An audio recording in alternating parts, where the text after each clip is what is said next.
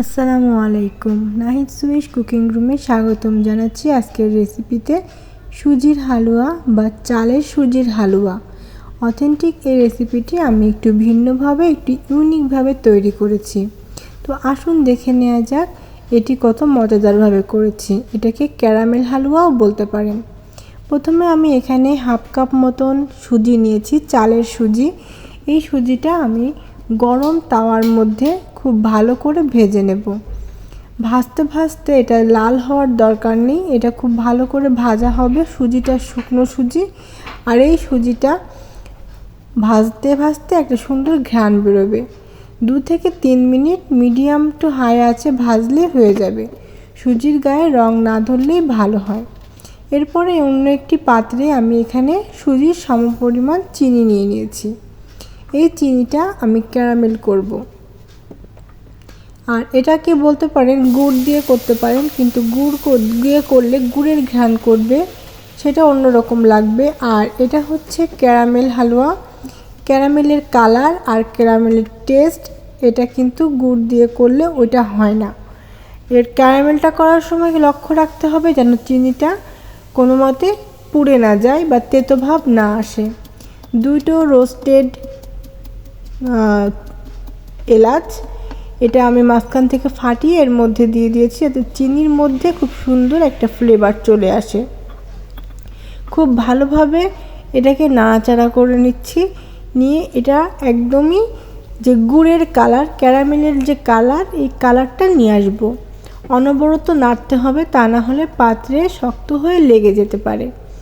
ভালোভাবে নাড়তে নাড়তে দেখা যাবে এক সময় খুব সুন্দর একটি কালার এসেছে, আর ভিতরে এলাচ দেওয়ার কারণে ফ্লেভারটাও খুব ভালো আসবে। আর বারবার বলছি, লক্ষ্য রাখতে হবে যেন এটা পুড়ে না যায় বা তেতো হয়ে না যায়।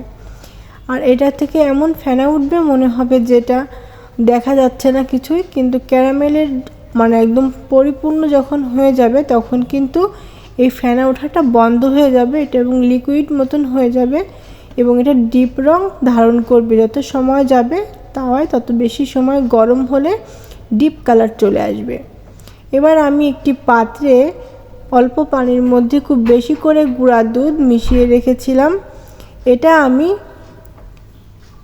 আপনারা চাইলে পুরো রান্নাটা গুঁড়া দুধ লিকুইড দুধ দিয়ে করতে পারেন। যেহেতু আমি এটাকে পানি দিয়ে রান্না করব, সেহেতু আমি গুঁড়া দুধ ব্যবহার করছি। এখানে লিকুইড দুধ ইউজ করা যাবে। এবার লিকুইড দুধটা এর মধ্যে দিয়ে অনবরত নাড়তে থাকবো। ভেতরে যে ক্যারামেলটা আমরা করছিলাম ওটা দলা পেকে যাচ্ছে। দলা পেকে গেলে কোনো সমস্যা নেই, ওটা আস্তে আস্তে ঠিক গলে যাবে। এবার আমি এখানে একটা পরিমাণ বলে দিই যে স্বাভাবিকভাবে 1 কাপ সুজির জন্য 2.5 কাপ মতন পানি লাগে রান্না করতে, ভাজা সুজির জন্য। তো এখানে যেহেতু চালের সুজি, এখানে পানিটা আর একটু বেশি লাগবে। তো আমি আমার যে কাপ অনুযায়ী সুজি নিয়েছি তার 3 ডাবল পানি নিয়েছি।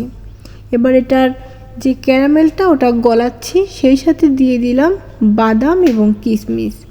এটাকে আমি একটু ইউনিক করতে চেয়েছি, এজন্য আমি গুড় ব্যবহার করিনি আর অন্য নারকেল বা অন্য কিছু ব্যবহার করিনি, বাদাম কিশমিশের মধ্যে সীমাবদ্ধ রেখেছি। এবার আস্তে আস্তে সেই ভাজা চালের যে সুজিটা, এটা আমি আস্তে আস্তে এর মধ্যে দিয়ে দিচ্ছি। গ্রামের ভাষায় এটাকে বলা হয় হেলা। আমি বানাচ্ছি চালের সুজি দিয়ে, আর গ্রামে তৈরি করা হয় চালের গুঁড়ি দিয়ে। বানিয়ে রুটি দিয়ে শবে বরাতের সময় এটাকে প্রেজেন্ট করা হয়। তো যাই হোক, এটাকে খুব আস্তে আস্তে নাড়তে হবে আর তৈরি করতে হবে, যাতে দলা পেকে না যায় সেদিকে লক্ষ্য রাখতে হবে।